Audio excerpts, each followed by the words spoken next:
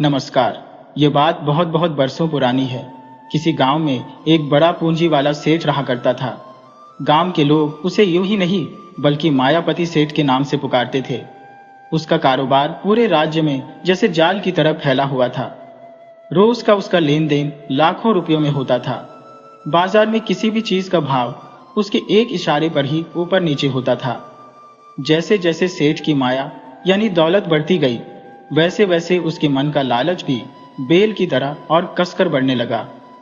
हालात ये हो गए थे कि उसके दिल में से दया धर्म नाम की कोई भी चीज, सच कहूं तो बिल्कुल छू मंतर हो गई थी। एक बरस ऐसा आया कि पूरे इलाके पर जैसे कुदरत का कहर टूट पड़ा। अकाल की वजह से भूख और गरीबी इतनी बढ़ गई थी कि लोग पेट भरने के लिए भी तरस रहे थे। पर यह क्या, एक तरफ जहां लोग दाने दाने को मोहताज थे, वही मायापति सेठ के तहखानों में सोने और धन के ढेर लगातार बढ़ते ही जा रहे थे। सेठ की माया और कुदरत का संयोग देखिए, एक के बाद एक लगातार 3 साल तक अकाल पड़ता रहा। भूख की मार ऐसी थी कि लोग भूख से बेहाल होकर इंसानियत को भूलने लगे थे। मगर मायापति सेठ के पास तो अनाज के गोदाम लबालब भरे पड़े थे। तभी उसे अपने इलाके से बहुत दूर परदेश में अनाज के भाव बहुत ऊंचे होने की खबर मिली। सेठ ने सोचा, क्यों न इस मौके का फायदा उठाया जाए और अपना सारा अनाज प्रदेश में बेचा जाए। यह सोचकर उसने अपने एक पक्के दोस्त लाखा बंजारे को संदेशा भिजवाया। लाखा बंजारे के पास तो करीब 2000 जानवरों का बड़ा काफिला था। उसका काम था व्यापारियों का माल एक जगह से दूसरी जगह ले जाना। उसकी हैसियत भी किसी बड़े साहूकार से कम नहीं थी। उसने इस काम से खूब धन दौलत कमाई थी। उसके ठाट बाट में कोई भी कमी नहीं थी, जैसे किसी राजा का दरवाजा हो। मायापति सेठ का संदेश मिलते ही लाखा बंजारा 2000 ऊंटों की लंबी कतार लेकर सेठ के पास आ पहुंचा। प्रदेश में अनाज ले जाने का खर्च तो अलग, लाखा को उसमें मोटा मुनाफा भी मिल रहा था। सेठ और लाखा बंजारे के बीच मुनाफे का आधा आधा हिस्सा बंट गया। वो 2000 ऊंटों की लंबी कतार के 3 चक्कर लगे, तब जाकर सेठ का 1/4 धान ही उठ पाया था। और सोचने वाली बात यह थी कि जहां सेठ के अपने गांव के लोग भूख से तड़प तड़प कर मर रहे थे, वहीं वह सिर्फ मुनाफा कमाने के लिए अपनी धरती का अनाज प्रदेश में भेज रहा था। जब मरते हुए लोगों के कानों तक यह बात पहुंची तो वे सब इकट्ठा होकर सेठ की हवेली पर पहुंचे। ऐसा लग रहा था जैसे नरकंकालों का एक मेला सा लगा हो। सब कमजोरी से लड़खड़ा रहे थे। बुझे बुझे और बहुत ही दबे स्वर में लोग कहने लगे, सेठ जी, भगवान रूठे तो कोई बात नहीं, हमें उसका डर नहीं है, पर आप क्यों रूठे हैं? हम तो भूख से बिलक बिलक कर मर रहे हैं और तुम हो कि मुनाफे की खातिर अपनी धरती का दाना प्रदेश भेज रहे हो। तुम्हारी यह माया तो हमारे लिए मौत का फरमान बन गई है। सेठ जी, सूरज का उजाला भी समय आने पर खत्म हो जाता है, तो क्या तुम्हारी ये माया हमेशा बनी रहेगी? एक बुजुर्ग ने आगे आकर कहा, सेठ जी, भूखे इंसानों का आशीर्वाद लगेगा, तब जाकर तुम्हारा व्यापार खूब फलेगा। मगर सेठ तो जिद पर अड्डा हुआ था, वह भला क्यों मानने लगा? उसकी कमाई थी, उसका मन था, वह पुण्य करे या न करे। लोग गिड़गिड़ाकर हाथ जोड़ते रहे, मगर सेठ ने अपनी हवेली के दरवाजे जोर से बंद कर दिए और भीतर हिसाब किताब करने चला गया। और देखिए, संयोग का पहिया ऐसा घूमा कि उस दिन से सेठ की हवेली में लक्ष्मी के लिए भी हमेशा के लिए दरवाजे बंद हो गए। लोगों की ऐसी बद्दुआ लगी कि अनाज के बड़े बड़े भंडार अचानक सड़ने लगे। सारा व्यापार जैसे ठप पड़ गया। किस्मत का पासा ऐसा पलटा कि पहले सेठ रेत का व्यापार भी करता तो वह सोना बन जाती थी, पर अब वह सोने का व्यापार भी करता तो धूल भी हाथ नहीं लगती थी।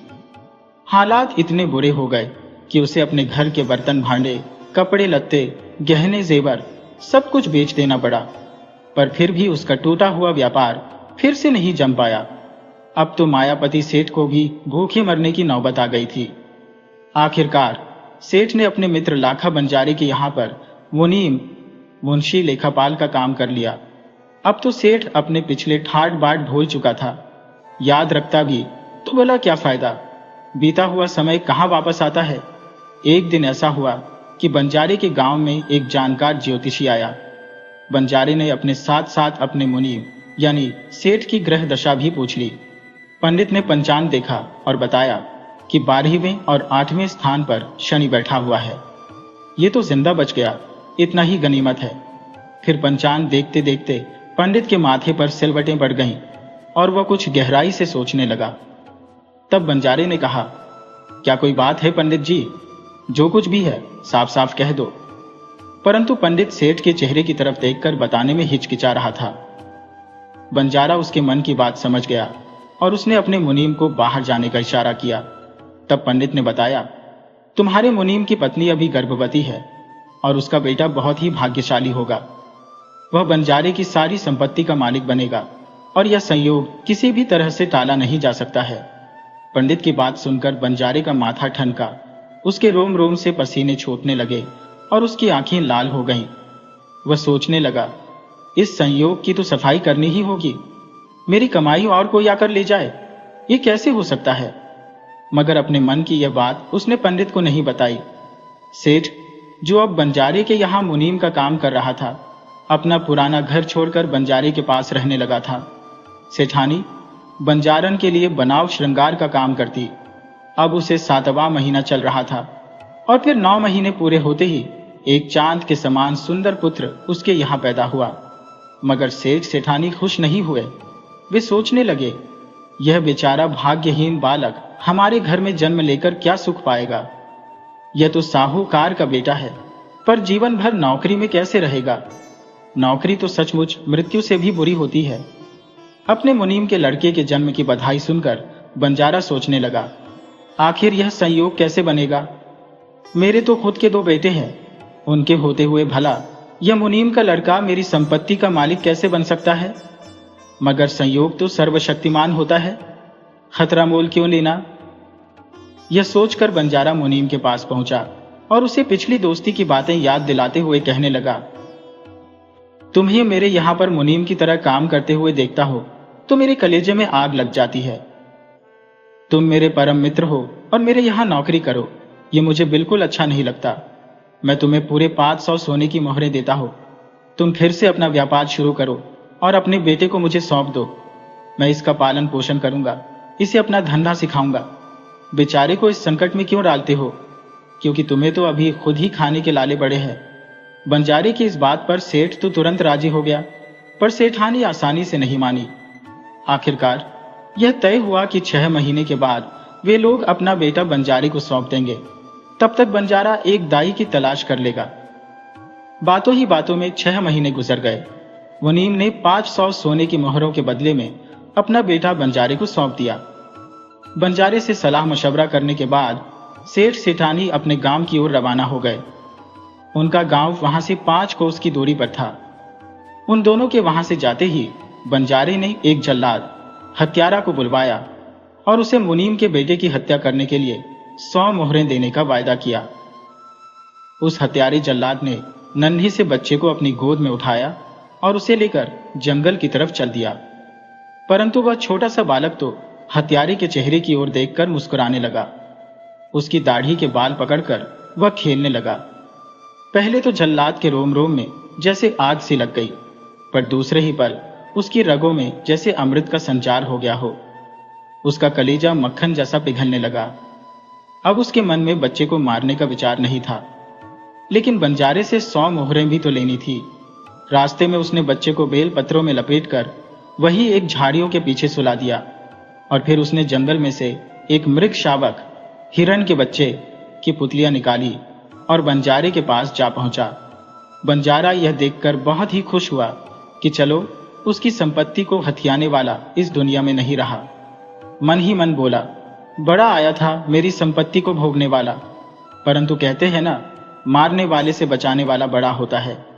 संयोग का मेल देखिए कि जैसे ही जल्लाद बच्चे को झाड़ी में सुलाकर कुछ दूर पहुंचा था, किसी जरूरी काम की सलाह बंजारे से लेने के लिए मुनीम उधर से ही आ निकला। अचानक उसके कानों में किसी बच्चे के रोने की आवाज सुनाई दी। उसने इधर उधर देखा, पर कुछ भी नहीं था। रोने की आवाज तो उसी तरफ से आ रही थी। मुनीम अपने आप ही उस आवाज की दिशा की तरफ चल दिया और अब उसे आवाज और भी साफ साफ सुनाई दे रही थी। झाड़ी के पास खड़े होकर देखा तो बेल के पत्तों में लिपटा हुआ एक बालक रो रहा था। उसके मुंह से पत्ते हटाए तो तुरंत पहचान गया कि यह तो उसी का बेटा है। सोचने लगा कि बंजारे ने उसके साथ ऐसा धोखा क्यों किया। अब तो उस बंजारे का मुंह देखना भी ठीक नहीं है। और फिर अपने बच्चे को लेकर वह वापस गांव की तरफ चल दिया। बंजारे के पड़ाव की तरफ उसने मुंह करके भी नहीं देखा। अपने बेटे को सामने देखकर उसकी पत्नी बहुत ही खुश हुई और उन्होंने अपने बेटे का नाम रखा गोपाल। अपने बेटे का नाम लेते ही उनका हृदय पुलकित हो जाता। उधर जब बंजारे ने मुनीम के बेटे को मरा हुआ जान लिया, तभी उसका एक नौकर खुशखबरी लेकर आया कि उसके यहाँ पर बेटी हुई है। बंजारे ने जब यह सुना कि उसकी संपत्ति को भोगने वाले की मृत्यु के साथ साथ यह शुभ खबर भी आई है, तो उसकी खुशी का कोई पारावार न रहा। उसने अपनी बेटी का नाम खुशी रख लिया। जबकि उधर सेठ के घर पर उसका बेटा गोपाल आया तो ऐसा शुभ मुहूर्त निकला कि सेठ के तो दिन ही बदल गए। जिस भी धंधे में वह हाथ डालता उसकी बेशुमार कमाई होने लगी। उनके सुख चैन जैसे वापस लौट आए। गोपाल का जैसा नाम था वैसा ही उसका भाग्य था। जैसे जैसे गोपाल बड़ा होता गया, सेठ का व्यापार भी फैलता गया। पहले वाले ठाट बाट तो नहीं आए, लेकिन संपत्ति की कोई कमी नहीं रही। मनुष्य का जीवन इसी तरह का होता है। सुख दुख का पहिया गोल गोल घूमता ही रहता है। गोपाल के होने के बाद उसके माँ बाप को अब कुछ सुख चैन मिला था कि तभी उन पर मुसीबतों का पहाड़ टूट पड़ा। 20 दिनों के अंदर अंदर उसके माता पिता की मृत्यु हो गई। परंतु गोपाल अब 20 साल का नौजवान हो चुका था।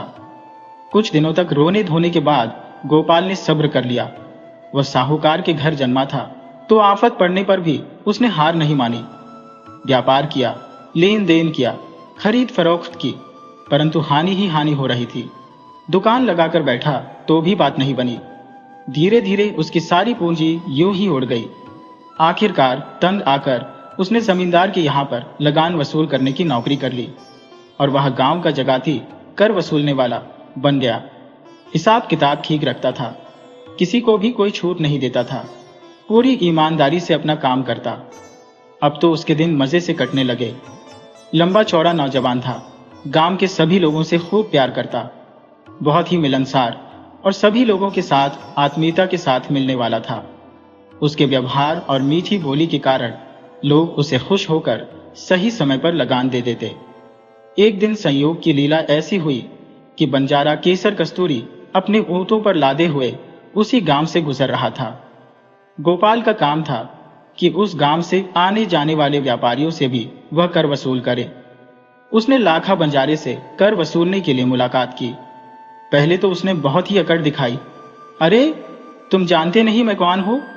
लेकिन फिर राजा का आदेश देखकर वह चुप हो गया। हिसाब किताब करके उसने कर चुका दिया। बातचीत के दौरान बंजारे ने पूछताछ की कि उसका नाम क्या है, उसकी जात क्या है, वह कौन से गांव का है और उसकी उम्र क्या है। जवाब सुनकर उसका माथा ठनक गया। वह समझ गया कि यह तो उसी मुनीम का बेटा है। यह अभी तक जिंदा कैसे है? तो क्या उस जल्लाद ने उस दिन मेरे साथ धोखा किया था? जरूर उसने मुझे मृग शावक की पुतलियां लाकर ही दी थी। यह तो अच्छा हुआ कि मुझे समय रहते पता लग गया। वह मन ही मन सोचने लगा, नहीं तो भगवान जाने कहां पर जाकर बात रुकती। लेकिन अभी भी मौका नहीं चूका है। काफी देर तक लाखा बंजारा गोपाल से मीठी मीठी बातें करता रहा और फिर दुगुनी तनख्वाह का लालच देकर उसे अपने साथ नौकरी करने पर बड़ी मुश्किल से उसने मना लिया। गोपाल ने गांव के जमींदार को लगान की सारी जिम्मेदारी सौंपी और बंजारे के साथ रवाना हो गया। गोपाल हर काम बहुत ही मेहनत और ईमानदारी से करता था। किसी भी काम में किसी तरह की कोई डील नहीं रखता था। बोली में मिठास थी। निहायत ही सीधा साधा और नेक लड़का था। परंतु बंजारे के मन में तो जैसे झर घुला हुआ था। वह तो बस यही सोच रहा था कि किस प्रकार से इसका खात्मा किया जाए। एक दिन उसने गोपाल को अपने पास बुलाया और कहने लगा कि तुम्हें मेरे गांव में एक बहुत जरूरी पत्र पहुंचाना है और यह जिम्मेदारी तुम्हारी है। बंजारे ने गोपाल को एक बढ़िया सा घोड़ा दिया और साथ ही साथ जल्दी वापस आने की बात कहकर उसे पत्र दिया और उसे रवाना कर दिया। जहां पर बंजारे का काफिला था वहां से उसका गांव 100 कोस की दूरी पर था। गोपाल ने पूरी रफ्तार से घोड़ा दौड़ाया और तीसरे दिन रात के समय वह बंजारे की हवेली पर जा पहुंचा। हवेली के बाहर एक बहुत ही बड़ा बगीचा था। गोपाल उसी बगीचे में उतरा। उसने अपने घोड़े को पेड़ से बांधा और सोचने लगा, इतनी रात को किसी को जगाना ठीक नहीं होगा, बेकार में ही घर वालों को तकलीफ होगी। वह थका हुआ था और ठंडी ठंडी हवा चल रही थी। नरम नरम घास पर सोते ही उसे नींद आ गई। बंजारे की 2 लड़कियां थी, जिसमें से एक की तो शादी हो चुकी थी और दूसरी अभी तक कुंवारी थी।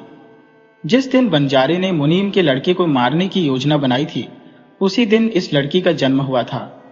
वह लड़की भी अब जवान हो चुकी थी और सुंदरता की खान थी, मानो चांद की चांदनी और फूलों की कोमलता एक ही सांचे में डाली गई हो। अपने पिता की तरह उसके मन में किसी के लिए कोई वैर भाव नहीं था। वह बहुत ही सच्ची और ईमानदार थी। उसके पिता ने उसका नाम खुशी रखा था। सवेरे सवेरे बगीचे में से फूल तोड़ना उसका रोज का काम था। इस काम में उसने आज तक कभी देर नहीं की थी। हमेशा की तरह आज भी वह स्नान करने के बाद बगीचे में आई। तभी उसकी नजर वहां पर एक पेड़ के साथ बंधे हुए घोड़े पर पड़ी। उसकी उत्सुकता और जिज्ञासा और भी बढ़ गई। घोड़े के पास ही एक युवक सोया हुआ था, जिसका चेहरा अत्यंत तेजवान और सुंदर था। खुशी काफी देर तक नींद में सोए हुए उस नौजवान का मुंह देखती रही। उसके दिल में जैसे अनगिनत फूल खिल गए हो। बगीचे में से फूल तोड़ने की तो उसे सुध बुद्ध ही न रही। सूरज की रोशनी का प्रकाश और चिड़ियों की आवाज सुनकर गोपाल की नींद खुल गई। वह झिझक कर उठ बैठा। जम्भाई और अमराई लेने के बाद आंखें खोलते ही जो नजारा उसके सामने था, उसे अपनी आंखों पर भरोसा ही नहीं हुआ। ऐसा लगा जैसे आकाश से चांद टूटकर धरती पर आ गया हो। उन दोनों की आंखें चार हो गईं। फूलों की सोंधी सोंधी खुशबू और चिड़ियों की चहक ने वातावरण को और भी मनमोहक बना दिया। दोनों एक दूसरे को देखते ही रहे, लेकिन मुंह से एक बात भी नहीं निकली। बस आंखों ही आंखों में दोनों की सारी बातचीत हो गई। वे दोनों जैसे बोलना ही भूल गए थे और वास्तविक प्रेम के लिए भाषा कितनी फिजूल सी चीज होती है, ये उन्हें आज मालूम हुआ। खुशी को लगा कि जैसे आज उसकी पूजा का फल फलीभूत हो गया है। गोपाल ने बंजारे का लिखा हुआ पत्र खुशी को थमा दिया। पत्र को पढ़ते ही खुशी का चेहरा मुरझा सा गया। उसके हृदय में एक दर्द सा उठा। चांदनी बुझ गई, क्योंकि वह पत्र बंजारे ने अपनी पत्नी के नाम लिखा था, जिसमें कहा था कि पत्र लेकर आने वाले इस नौजवान को खाने में जहर मिलाकर दे दिया जाए। तभी खुशी के मन में एक उपाय सूझा। उसने अपने पिता के नाम से दूसरा पत्र लिखकर गोपाल को थमा दिया, जिसमें लिखा था कि पत्र लेकर आने वाले इस लड़के के साथ खुशी का विवाह कर दिया जाए और मेरे आने की प्रतीक्षा न की जाए, क्योंकि यह बहुत ही अच्छा मुहूर्त है। किसी भी तरह से टलना नहीं चाहिए। परंतु खुशी ने उस पत्र की असलियत गोपाल को नहीं बताई, क्योंकि ऐसा करने से उसके पिता का अपमान हो जाता और वह ऐसा नहीं चाहती थी। और फिर उस पत्र को लेकर जब गोपाल बंजारे के घर वालों के पास गया, तो पत्र पढ़कर सभी लोग बहुत ही खुश हुए। दूसरे ही दिन शुभ मुहूर्त में गोपाल और खुशी का विवाह संपन्न हो गया। परंतु उधर लाखा बंजारा तो अपनी बेटी को जवानी में ही विधवा बना देने पर तुल्ला था। जब बंजारन के द्वारा भेजे गए समाचार से उसे इस बात का पता चला कि उसके कहे के बिल्कुल उलट खुशी का विवाह गोपाल से कर दिया गया है, तो सारी खुशियों के बीच बस बंजारे की कमी उसे हर वक्त सताती रही। बेटी के विवाह में तो उसे सारे काम छोड़कर हाजिर होना चाहिए था। यह समाचार मिलते ही बंजारे के माथे में जैसे तोपें दगने लगी हो। उसने अपने पशुओं के काफिले को संभाला और सीधा अपने गांव की तरफ रवाना हो गया। वह अपनी बेटी को विधवा करने पर तैयार था, परंतु मुनीम के बेटे को किसी भी हालत में अपनी संपत्ति का मालिक नहीं बनने देगा। क्या यही देखने के लिए उसने दर दर की खाक छानी थी? अपना आधा धन वह विधवा बेटी के नाम कर देगा, परंतु दामाद को मारे बिना उसे चैन नहीं मिलेगा। गांव पहुंचने पर बंजारे ने पहले पत्र वाली बात किसी के सामने नहीं की। बेटी और दामाद ने जब लाखा बंजारे के सामने सिर झुकाया, तो बंजारे ने उन्हें आशीर्वाद दिया। ऊपरी मन से तो वह आशीर्वाद दे रहा था, परंतु उसके मन के अंदर यह विचार था कि किसी दूसरे के हाथ इस काम को निपटा दिया जाए तो क्या बुराई है। बुद्धि और माया हो तो मौत क्या महंगी है। बंजारे में बुद्धि न होती तो इतनी माया का संचय कैसे हो पाता। अब अपनी बुद्धि के रहते वह अपनी माया को दूसरे के हाथों में कैसे जाने दे सकता था। उसने नगर के एक कसाई से तालमेल बिठाया और रात होते होते अपने घर वापस लौट आया। घर आते ही बंजारे ने गोपाल के बारे में पूछा। उस समय वह खुशी के साथ चौपट खेल रहा था। नौकरानी ने आकर खबर दी तो वह तुरंत अपने ससुर से मिलने के लिए चला गया। बंजारा उसे अपने साथ बगीचे में ले गया। जेब में से एक पत्र निकाला और उसे गोपाल के हाथों में सौंपते हुए कहा, एक बहुत ही जरूरी काम गली आ पड़ा है, परंतु इस काम का भेद हर किसी को नहीं दिया जा सकता। यह एक पत्र है, तुम्हें इस पत्र को कसाई तक पहुंचाना है और हाथों हाथ उसका जवाब लेकर आना है। अब एक पल की भी देरी मत करो। दामाद तो उसी क्षण वह पत्र लेकर रवाना हो गया। घर से निकलते ही रास्ते में बंजारे का बड़ा बेटा उसे मिल गया। पूछने लगा, बहनोई जी, इस वक्त कहाँ चल दिए? गोपाल ने जो सही सही बात थी वह उसे बता दी। साली ने कहा, भला मेरे रहते ऐसे छोटे मोटे काम मेरा जीजा करे तो मुझे बहुत ही बुरा लगेगा। जब साले ने ज्यादा ही जिद की तो गोपाल ने वह पत्र उसे सौंप दिया और खुद हवेली की तरफ वापस चला गया। असल में यह कोई छोटा मोटा काम नहीं था। अनजाने में साले ने अपने बहनोई की मौत तो टाल दी थी और उसके बदले में अपने प्राण कमवाए। बंजारे ने नगर के कसाई के साथ यही तालमेल बिठाया था कि जो भी उसका पत्र लेकर आएगा उसे जान से मार डालना। कसाई ने अपना वायदा पूरा किया। पत्रवाहक को अंधेरी कोठरी में ले जाकर तेज छुरी से उसका गला काट दिया।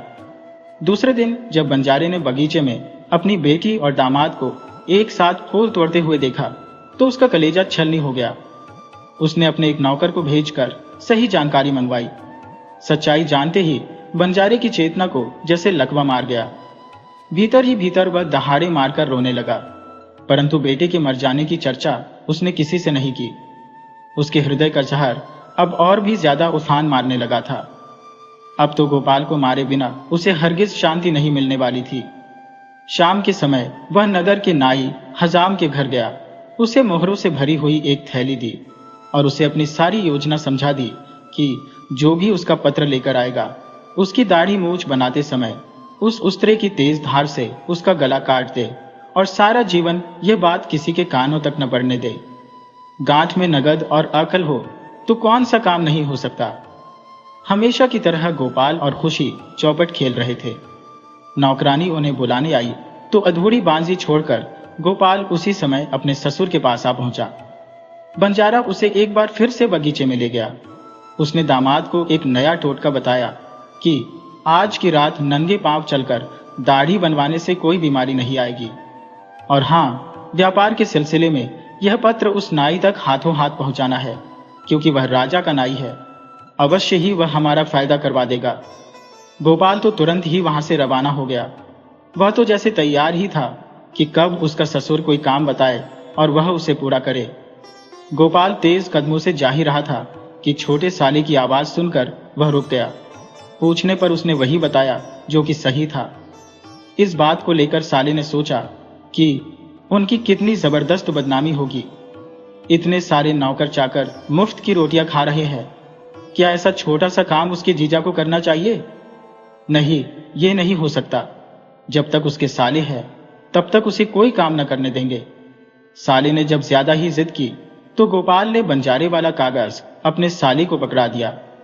इधर वह नाई अपने उस उस्तरे को धार लगाकर पत्र के वहां आने का इंतजार कर ही रहा था। उसके घर के सभी लोग बाहर गए हुए थे। बंजारे के साथ जो वायदा किया था वह पूरा हुआ और उसने पत्र लाने वाले युवक का गला काट दिया और किसी को कानो कान भनक तक नहीं हुई। परंतु दूसरे दिन सवेरे ही अपनी बेटी और दामाद को फूल तोड़ते देखकर बंजारे की आंखों के सामने अंधेरा सा छा गया। उसने नौकर को भेजकर सही बात का पता लगवाया। सच्चाई सुनते ही उसके कलेजे में आग दहक उठी। भीतर ही भीतर वह खूब रोया, परंतु फिर भी अपने दामाद को मारने का विचार उसके मन से नहीं गया। कहते हैं कि विनाश काल के समय मनुष्य की बुद्धि उल्टा ही सोचती है। उसे अपनी संपत्ति का मोह अपने बेटों की जान से भी ज्यादा प्यारा था।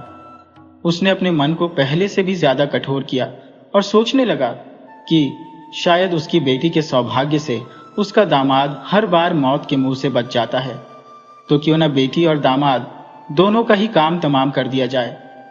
उसकी आंखों में तो काल नाच रहा था और काल की आंखें आत्मीयता के संबंध को नहीं समझ पाती। बेटी मरे तो मरे, कोई बात नहीं। बंजारे ने उन दोनों की मृत्यु के लिए एक नई तरकीब सोची। उसने कुछ भाड़े के हथियारों को अशर्फियों, सोने के सिक्कों की थैली दी, शराब पिलाई और उन्हें सारी बात समझा दी। जल्लादों को शराब मिल जाए तो फिर भगवान से भी नहीं डरते। हर एक जल्लाद को शराब की 10-10 बोतलें और मोहरों की थैली दी गई। इसके बदले में वे एक तो क्या 10-10 मनुष्यों को मारने को तैयार हो जाते। आधी रात बीत जाने के बाद 4 आदमी खुशी और गोपाल के मकान में पहुंचे। वे दोनों बहुत ही गहरी नींद में सो रहे थे। चारों हत्यारों ने पूरी सावधानी से पलंग को उठाया। हल्का सा झटका दिए बिना ही वे उन्हें उठाकर नदी के किनारे पर ले आए। पलंग नीचे रख दिया और तब तक दोनों पति पत्नी की नींद नहीं टूटी थी। अब वह मौत से कैसे बचेंगे? चांदनी रात थी, नदी कल कल करती बह रही थी और ठंडी हवा के झोंके चल रहे थे। जल्लादों के हाथ में शराब की बोतलें थी। उन्होंने सोचा कि अब ये दोनों पति पत्नी पलंग छोड़कर कहां जाएंगे? कुछ देर के बाद ही इन्हें मारकर नदी में बहा देंगे। तो क्यों ना इन्हें मारने से पहले 2-2 घूंट शराब के पी लिए जाए। ये सोचकर वे जल्लाद शराब पीने के लिए बैठ गए, मगर फिर रुके नहीं। बेहोश होकर लुढ़क पड़े। तब कहीं जाकर शराब पीना बंद हुआ। आधी रात के समय गोपाल और खुशी की आंख खुल गई। सोचने लगे अपने घर से वह यहां पर कैसे आ गए, परंतु कुछ भी समझ में नहीं आया। जब उन्होंने पलंग के चारों तरफ जल्लादों को बेहोश पड़े हुए देखा तो बिना बताए ही सारी बात उनकी समझ में आ गई। वह दोनों चुपचाप वहां से चले गए। उधर लाखा बंजारे को चैन कहाँ था। वह घूमने के बहाने से अपनी पत्नी को लेकर नदी के किनारे पर आ गया। देखा कि पलंग एकदम खाली था और चारों जल्लाद पास ही बेहोश पड़े हुए थे।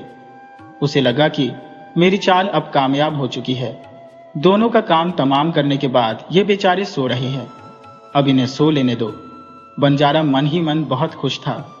वह सोचने लगा, वह चांडाल मेरी संपत्ति का मालिक बनने चला था। क्या मैं उसी के लिए सारा जीवन कमाता रहा हूं? मेरी संपत्ति के बदले उसे खुद के प्राण कमाने पड़े। अभी भी अंधियारा ही था, तारे टिमटिमा रहे थे। कई रातों से लाखा बंजारा सेठ के बेटे की चिंता में सोया नहीं था। उसकी आंखें भारी भारी हो रही थी। आज इतने दिनों के बाद उसकी सात इच्छा पूरी हुई थी। उसने उसी पलंग पर सोने का निश्चय किया। उसकी पत्नी तो पहले मना करती रही, लेकिन जब बंजारे ने जिद की तो वह भी पलंग पर उसी के साथ सो गई। नदी की कल कल ध्वनि और ठंडी ठंडी हवा के झोंकों के कारण दोनों की आंख लग गई और सूर्य उदय होने तक वह सोते ही रहे। बंजारा और बंजारन के लिए मौत का काला सूरज उगा था, पर उन्हें उसका कुछ भी पता नहीं चला। जब उन जल्लादों की बेहोशी थोड़ी थोड़ी छटी तो चारों झिझक कर खड़े हो गए। खचाखच तलवारें चलाई। पलंग सहित ही दोनों पति पत्नी के टुकड़े टुकड़े कर डाले और नदी में उन्हें बहाकर फिर से शराब पीने बैठ गए। और इस तरह से गोपाल उस बंजारे की संपत्ति का एकमात्र स्वामी बन गया। उसका व्यापार खूब फला फूला। बरसों तक वह सुखी रहा। तो दोस्तों, ये कहानी हमें यही सिखाती है कि जब भी मनुष्य के मन में लालच का जहर घुलता है तो उसकी अपनी ही बुद्धि दुश्मन बन जाती है। जो व्यक्ति दूसरों का बुरा करने के लिए खड्डा खोदता है, एक दिन वह खुद ही उसी खड्डे में गिर जाता है। हमेशा याद रखिए, संयोग और समय का पहिया जब घूमता है तो बड़े बड़ों की माया धूल में मिल जाती है। बहुत समय पहले की बात है। एक मुल्क था जिसका नाम जारस्तान था। इस देश में एक बड़ी ही असाधारण शासन व्यवस्था स्थापित थी। इस राज्य पर 7 भाई बादशाह राज करते थे। इन 7 भाइयों में यह नियम था कि हर दिन एक बादशाह की हुकूमत चलती थी। यानी अगर आज पहले बादशाह का राज्य है तो अगले दिन दूसरे बादशाह का, और इसी क्रम में चलते हुए पहले बादशाह की बारी फिर से 7वें दिन आती थी। यह 7 बादशाह आपस में सगे भाई थे। उनके पिता ने उनकी ईमानदारी, दयालुता और एक दूसरे के प्रति प्रेम को देखते हुए यह फैसला लिया था कि सभी को बराबर बादशाहत दी जाए, ताकि सब मिलकर अपनी प्रजा की सेवा करें और उनके हित में एक से बढ़कर एक फैसले लें। और सच कहो तो इन 7 बादशाहों का राज एक मिसाल था। वे जिस नेक इरादे से शासन कर रहे थे, उनकी प्रजा उनसे बहुत खुश थी। पूरे राज्य में हर तरफ शांति, प्रेम और सुकून का माहौल था। इन 7 भाइयों की हुकूमत में एक बड़ी खास बात यह थी कि जिस दिन एक बादशाह कोई आदेश जारी करता तो अगले दिन दूसरा बादशाह उसे कभी खारिज नहीं करता था। न ही कोई बादशाह पहले से लिए गए फैसलों पर अपना कोई नया फैसला थोपता था। समय के साथ इन बादशाहों के घरों में खुशियां आई। 6 बादशाहों को 6 बेटे हुए, मगर जो 7वें और सबसे छोटे बादशाह थे शाहजेब, उनकी मलका ने एक अत्यंत सुंदर बेटी को जन्म दिया। बच्चों के जन्म की खुशी में पूरे मुल्क में खूब बड़ा जश्न मनाया गया। बादशाह शाहजेब तो अपनी बेटी के जन्म से बहुत प्रसन्न थे, लेकिन उनकी मलका के मन में बेटी की पैदाइश को लेकर गहरा दुख समा गया था। वह हर पल उदास और चिंतित रहने लगी थी। बादशाह शाहजेब और बाकी मलकाओं ने कई बार उनसे उनकी उदासी का कारण पूछा, मगर वह हर बार हंसकर बात टाल देती। असल में इस मलका के दिल में एक गुप्त डर बैठ गया था। वह जानती थी कि 6 मलकाओं के यहाँ तो युवराज पैदा हुए हैं जो आगे चलकर राज्य के वारिस बनेंगे, और उसकी बेटी होने के कारण वह भविष्य की बादशाहत से हमेशा के लिए दूर रह जाएगी। यही चिंता उसे अंदर ही अंदर खाई जा रही थी। वह रात दिन रो रो कर ईश्वर से प्रार्थना करती कि उन्हें भी एक बेटा दे दे, ताकि उसका बच्चा भी बाकी शहजादों के साथ इस राज्य के सिंहासन का हकदार बन सके। लेकिन ईश्वर को शायद कुछ और ही मंजूर था। इन 6 बेटों और 7वीं बेटी के बाद ईश्वर ने 7 बादशाहों को और किसी संतान से वंचित रखा, और इस तरह महल में 6 शहजादे और 1 शहजादी, जिसका नाम सुरैया था, बड़े ही प्यार और नाज से पलने लगे। 7 दिनों के 7 बादशाहों का दरबार एक ही वजीर आजम संभालता था, जिसका नाम जुलास था। वजीर जुलास इन 7 बादशाहों के एक साथ हुकूमत करने से बहुत ज्यादा नाराज रहता था।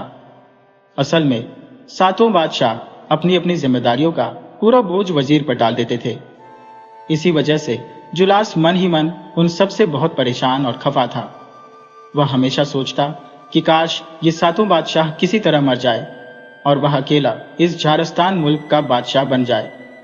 लेकिन एक बादशाह को मारकर सिंहासन पर कब्जा करना आसान होता है। 7 बादशाहों को एक साथ खत्म करके राजपाट हथियाना वास्तव में सबसे कठिन काम था। और जब 6 शहजादों के पैदा होने की खबर आई तो उसका गुस्सा और बढ़ गया। वह सोचता था कि अगर बाकी बादशाहों के यहाँ भी 7वें बादशाह शाहजेब की तरह लड़कियां ही पैदा हुई होती तो शायद उसे भविष्य में बादशाह बनने का मौका मिल जाता। यही वजह थी कि वह दिन में दरबार में तो हर समय खुश रहता और सभी बादशाहों के हर हुक्म को मानता, मगर घर लौटकर वह बेहद गुस्से में रहता और हर पल इन बादशाहों को भला बुरा कहता रहता।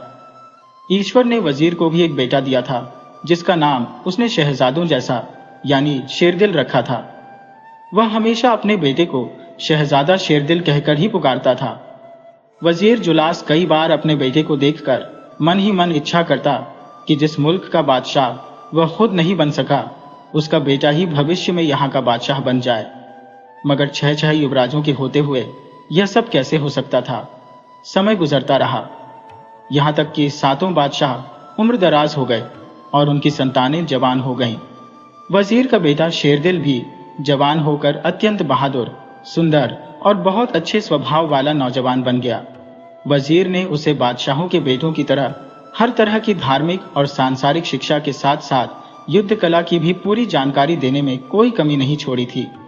पर अच्छी बात यह थी कि वह अपने पिता की तरह ईर्ष्या करने वाला या बुरी सोच रखने वाला नौजवान नहीं था, बल्कि वह बेहद बुद्धिमान, शरीफ और एक अच्छा इंसान था।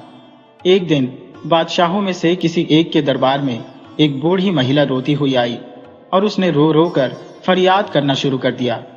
उसे इस तरह रोते और दुहाई देते देखकर बादशाह और दरबारी हैरान रह गए। क्या बात है बड़ी अम्मा, 7 बादशाहों के शांतिपूर्ण और खुशहाल मुल्क में आपके साथ किसने ज्यादती या अत्याचार किया है? आप इतनी जोर से क्यों रो रही हैं? हमें बताइए, किसने आपको परेशान किया है? उस दिन के बादशाह, जिसका नाम यार था, उन्होंने आश्चर्य से उस बूढ़ी महिला को देखते हुए बहुत प्यार भरे लहजे में पूछा। उसने फटे पुराने कपड़े पहने थे और वह देखने में किसी भिखारी जैसी लग रही थी। बादशाह सलामत, बिना किसी शक के आपके राज्य में हर तरफ शांति है, कोई किसी पर अत्याचार नहीं करता। 7 बादशाहों के राज्य में हर तरफ खुशहाली ही खुशहाली है। मैं एक बूढ़ी भिखारी हूँ और दूसरे मुल्क से अपनी बेटी के साथ यहाँ आई थी। मैंने काफी समय से दरिया के किनारे अपनी झोंपड़ी बना रखी है, जहां मैं अपनी बेटी के साथ रहती हूँ। बादशाह सलामत। आज सुबह मैं और मेरी बेटी दरिया के किनारे कपड़े धो रहे थे कि अचानक दरिया में से हरे रंग के सींगों वाला एक देव निकला और उसने मेरी बेटी को पकड़ लिया। मैं और मेरी बेटी बहुत चीखे चिल्लाए, मगर देव मेरी बेटी को उठाकर दरिया में ले गया। वह मेरी अकेली बेटी थी। बादशाह सलामत, वह मेरी इकलौती संतान है। भगवान के लिए इस देव से मेरी बेटी की जान बचा लीजिए, नहीं तो वह मेरी बेटी को मार डालेगा। बूढ़ी महिला ने रोते हुए यह बात कही। क्या कहा? दरिया का एक हरे रंग का देव तुम्हारी बेटी को ले गया? वजीर, ये बूढ़ी महिला क्या कह रही है? हमारी सल्तनत के दरिया में देव कहां से आ गया? और इस देव में इतनी हिम्मत कि वह हमारे राज्य की एक बूढ़ी महिला की बेटी को उठा ले जाए। पता लगाओ कि वह बुरा देव कौन है, कहां से आया है और बूढ़ी महिला की बेटी को कहां ले गया है। बादशाह ने तेज आवाज में कहा। बादशाह सलामत, मुझे इस देव के बारे में कोई जानकारी नहीं है। हालांकि मैं अभी दरिया के किनारे जाता हूं और उसके बारे में पता लगाता हूं, वजीर ने विनम्रता से कहा और बादशाह से अनुमति लेकर तुरंत कुछ सिपाहियों के साथ दरिया के किनारे पहुंच गया। वजीर ने दरिया के किनारे और पानी में कुछ गोताखोरों को भेजकर पूरा दरिया छान मारा, मगर न तो उसे बूढ़ी महिला की लड़की का कोई सुराग मिला और न ही उसे हरे रंग का देव दिखा। तब उसने वापस आकर बादशाह को अपनी नाकामी की खबर दी। बूढ़ी महिला हर रोज बादशाहों के पास शिकायत लेकर आती और वजीर हर रोज ही दरिया पर लड़की और देव की तलाश में निकल जाता। जब वह नाकाम होकर लौटता तो बादशाह उस पर बहुत क्रोधित होते, उसे बहुत बुरा भला कहते और डांटते डपटते, और वजीर उनकी डांट सुनकर दिल ही दिल में गुस्सा पीकर रह जाता था। एक दिन वजीर जुलास ने गुस्से से बड़बड़ाते हुए कहा, काश किसी तरह वह हरा देव मुझे मिल जाए तो मैं उसे अपने साथ मिला लूं और उससे कहूं कि वह इन 7 बादशाहों को खत्म कर दे और उनकी जगह मुझे राज्य का बादशाह बना दे। अगर वह आदमखोर देव हुआ तो मैं खुद उसे हर रोज इंसानों का मांस खिलाऊंगा और उनका खून पिलाऊंगा। वह उस समय दरिया के किनारे खड़ा था और कुछ गोताखोर लड़की और देवों की तलाश में पानी में उतरे हुए थे। क्या तुम सच बोल रहे हो? अगर मैं तुम्हारे मुल्क के 7 बादशाहों का अंत कर दूं और इस मुल्क का बादशाह तुम्हें बना दूं, तो क्या सचमुच तुम हर रोज मुझे किसी जवान लड़की का खून पिलाया करोगे? एक तरफ से एक भारी और कठोर आवाज सुनाई दी। ये आवाज सुनकर वजीर तेजी से पलटा। अगले ही पल अपने पास हरे रंग के एक खौफनाक शक्ल वाले देव को देखकर उसका खून सूख गया। हरा देव बहुत विशाल और ताकतवर था। उसका सिर गंजा था, जहां 2 नुकीले सींग निकले हुए थे और कान में बड़ी बड़ी बालियां झूल रही थी। उसकी शक्ल बहुत डरावनी थी। इस देव ने लाल रंग की एक लंगोट बांध रखी थी।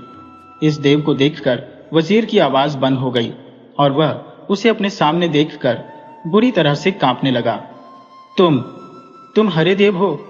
वजीर ने डरते हुए हरे देव से पूछा। हाँ, मैं हरा देव हूँ। मेरा नाम शैताल देव है।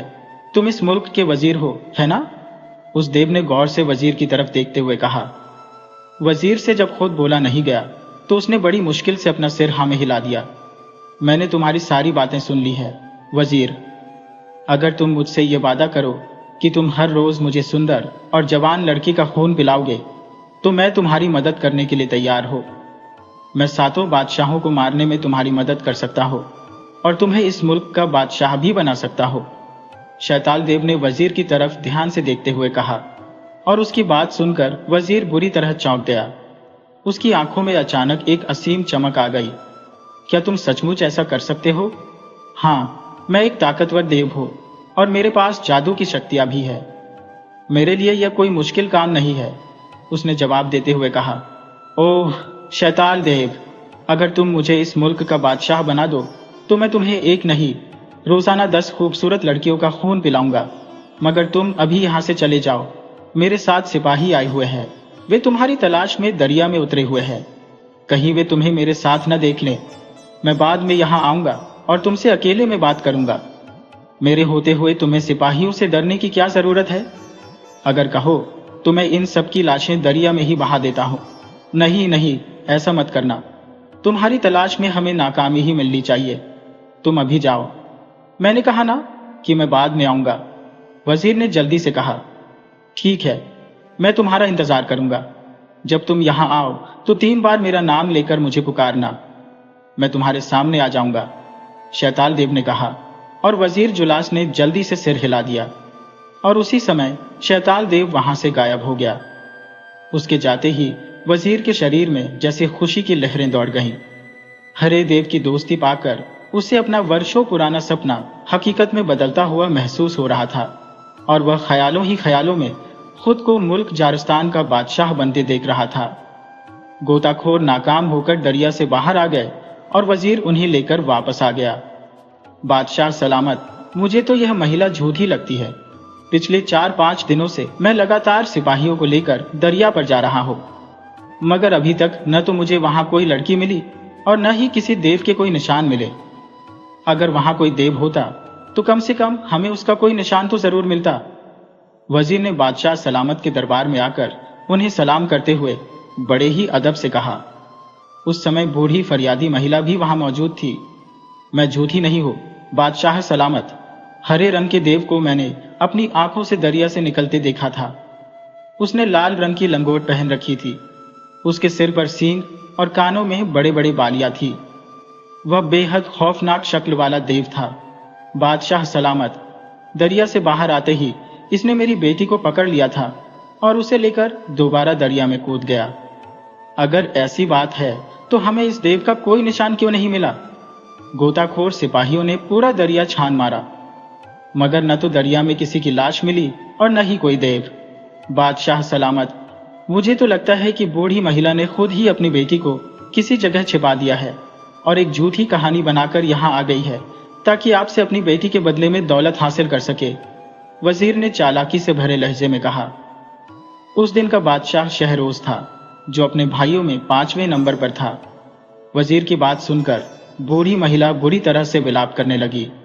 बादशाह उसकी तरफ ध्यान से देख रहा था। नहीं वजीर, हमें इस महिला की बात झूठी नहीं लगती।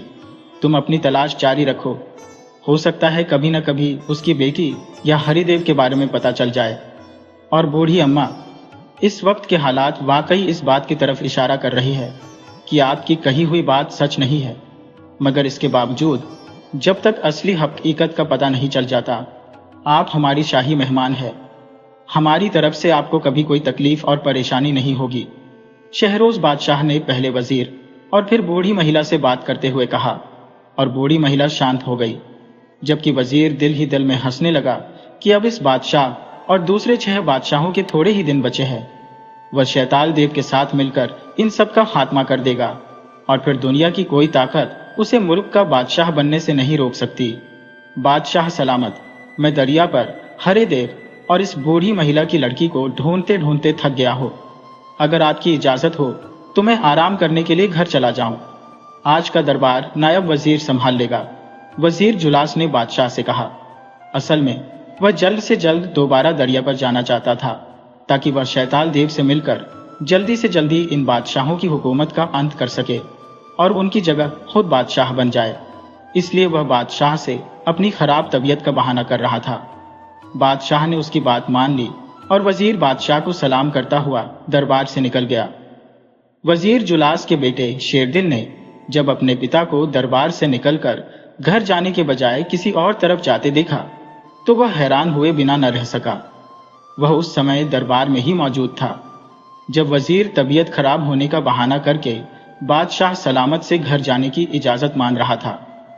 फिर जब वजीर घर जाने के लिए निकला तो शेरदिल भी उसके पीछे हो लिया ताकि अपने पिता से कहे कि अगर उनकी तबीयत ज्यादा खराब है तो वह पहले शाही हकीम से क्यों नहीं मिल लेते।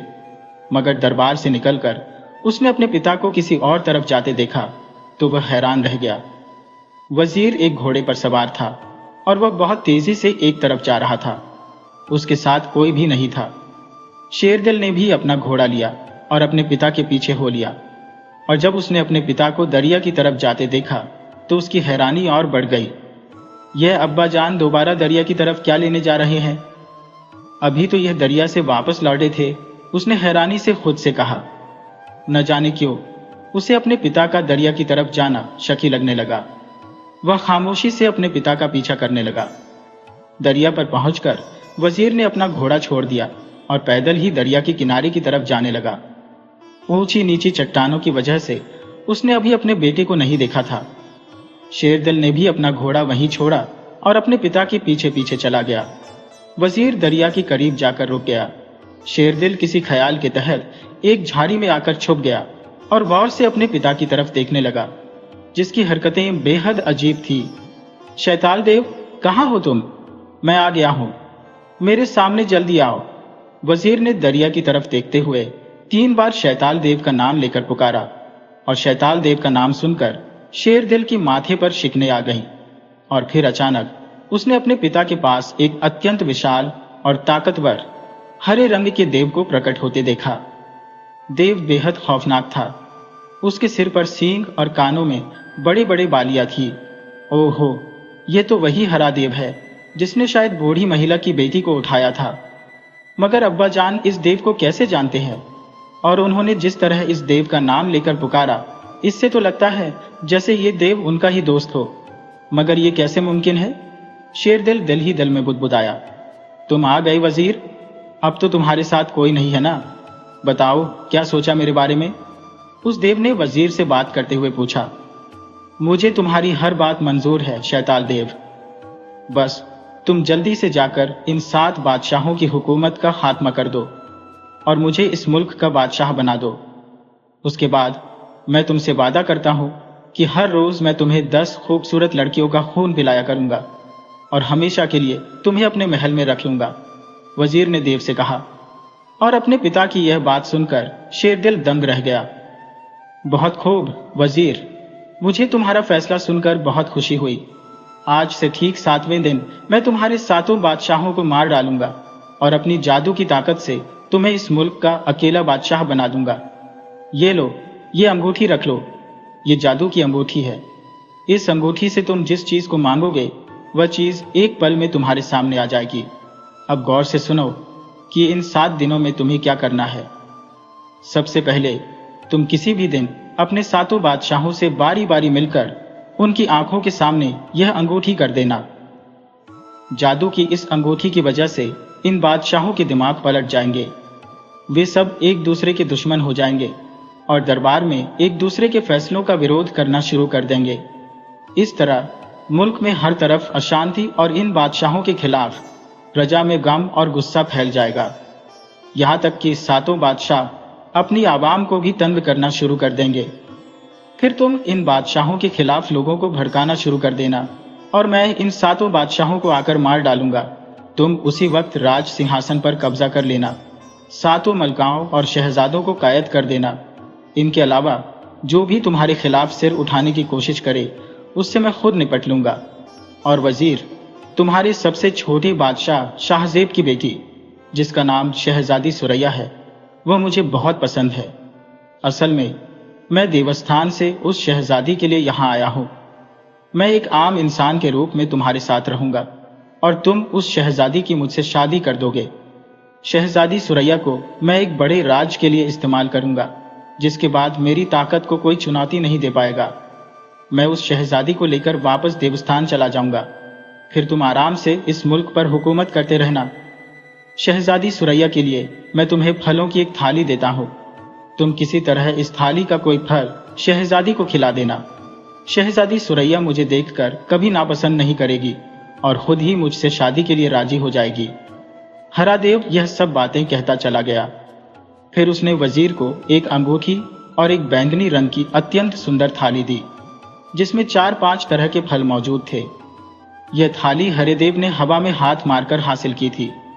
उसके मुंह से यही सब बातें सुनकर शेरदिल सन्न रह गया। वह कभी सपने में भी नहीं सोच सकता था कि उसका पिता, जो एक वजीर है, अपने बादशाहों के खिलाफ एक देव के साथ मिलकर जारस्तान का तख्त हासिल करने के लिए इतनी घटिया साजिश कर सकता है।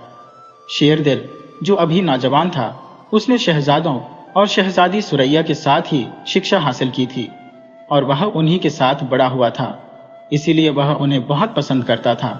और फिर 7 बादशाह भी बेहद नेक और दयालु थे, जिनसे सारी प्रजा प्यार करती थी। इसलिए शेरदिल परेशान हो रहा था कि उसका पिता इन सबको मारकर सिंहासन पर कब्जा क्यों करना चाहता है। सबसे ज्यादा गुस्सा उसे इस बात पर आया जब देव ने कहा था कि वह असल में शहजादी सुरैया को हासिल करने के लिए यहाँ आया है और उसे लेकर अपने साथ वापस देवस्थान चला जाएगा। शहजादी सुरैया अत्यंत नेक और बहुत खूबसूरत शहजादी थी और शेरदिल उसे दिल की गहराइयों से चाहता था।